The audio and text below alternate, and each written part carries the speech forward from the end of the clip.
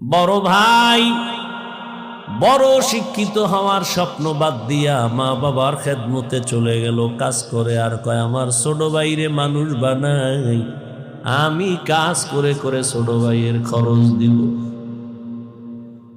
ছোট ভাইরে কষ্ট করে করে মানুষ বানাইছে, কিন্তু বহু ছোট ভাই বড় ভাই মানুষ হইতে পারে না, শিক্ষিত না হয় ছোট ভাইরে বানাইছে। ছোট ভাই এখন চাকরি করে, বড় ভাইয়ের খবর নেয় না। ঈদের সময় এখন বিয়া করি না, কত আনন্দ, চাকরি করে টাকার অভাব নাই।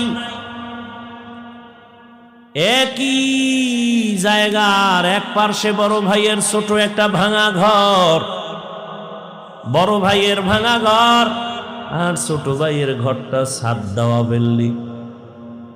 ঈদের বাজার লইয়া যখন গোপনে ঘরে আইয়া স্ত্রীরে কয় জামা কাপড়গুলো সন্তানের দাও, তুমি নাও। বড় ভাই তো জানালা দিয়া তাকায় দেখছে ছোট ভাই আসছে, কিন্তু বড় ভাই রে জিগায় না। বাচ্চারে কি আর কন্ট্রোলে রাখা যায়? ও দৌড় দিছে, কাকা আসছে। দৌড়াইয়া গিয়া দেখে ওর চাচতো ভাই নতুন জামা পইরা কত আনন্দ করে। ও একটা দৌড় দিয়া কয়, আব্বু আমারে জামা দিবা কবে? বাবা এই কথা শুইনা চোখের পানি ছেড়ে কান্না করে, আর বুকে জড়ায় কয়, বাবা কাঁদিস না, আল্লাহ যেদিন তৌফিক দিবে সেদিন তোরে জামা কাপড় দিবে। এমন নিমক হারাম বড় বাইরে জিগায় না, কোনো খোঁজ খবর নেয় না, কিন্তু বড় ভাই বাবার সমতুল্য, এত দূরে দূরে রাখে বড় ভাইরে। ছোট ভাই হঠাৎ করে রাতে 3টায় টেলিফোন আসছে, কে তুমি? বলে ভাইয়া আমি তোমার ছোট ভাই। এই রাত্রে কেন ফোন? আমারে চৌরাস্তায় একদল গুন্ডারা আমারে ধরছে। বড় ভাই কাঁচা ঘুমের মধ্যে একটা লাফ দিয়ে দৌড় দিছে, আয় দাঁড়া আমি আসতেছি। বড় ভাই কষ্টের কথা মনে রাখে না, একটা দৌড় দিয়া সামনে গিয়া এভাবে হাত বের করে বুকটা দিয়া কয়, যত মার মারতে চাও আমারে মার, আমার ছোট ভাইয়ের গায়ে হাত দিবি না, কারণ ওর প্রস্রাব আমি গায়ে লাগাইছি, ওর প্রস্রাব আমি গায়ে লাগাই ওরে বড় বানাইছি, না খাইয়া ওরে খাওয়াইছি, আমারে মার, ওরে মারবি না।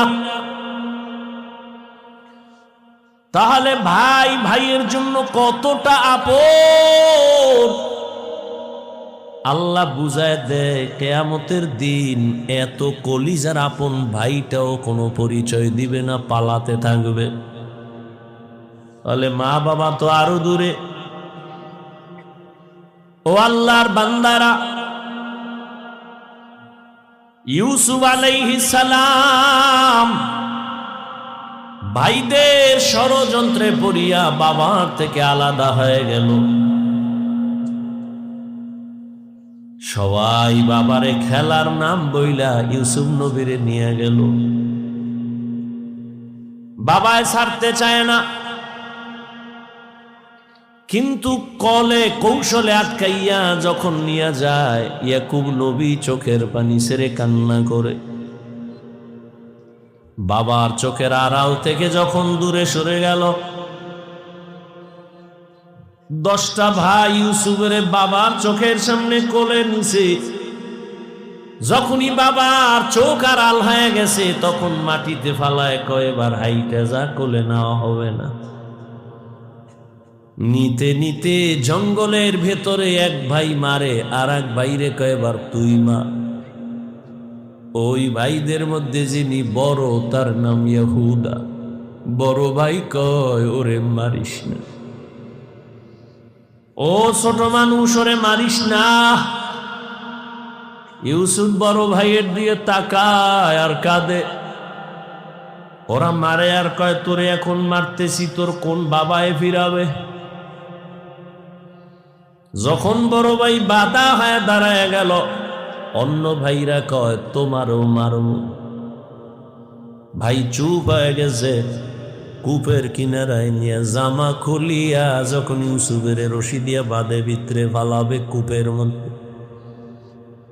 ইউসুফ নবীরে যখন ফালায় অন্ধকার ময়লা পানির ভেতরে, আমার আল্লাহ বরদাস্ত করতে না পেরে বলে, জিবরাইল যাও, আমার ইউসুফের বস্ত্র যেন না খুলে জান্নাতি একটা জামা নিয়ে পরায়া দাও, আর নিচে পাথর দেও, ময়লা পানি যেন ইউসুফের গায়ে স্পর্শ না করে, ইউসুফ পাথরের উপরে দাঁড়ায় যাবে।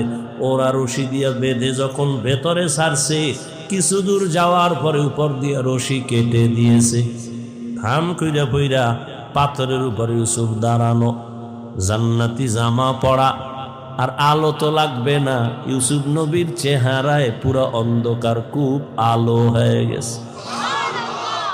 সুনিদা কায় বুয়াদ মানন্দে দিদা তোরা দিদা ও ইউসুফ সুনিদা।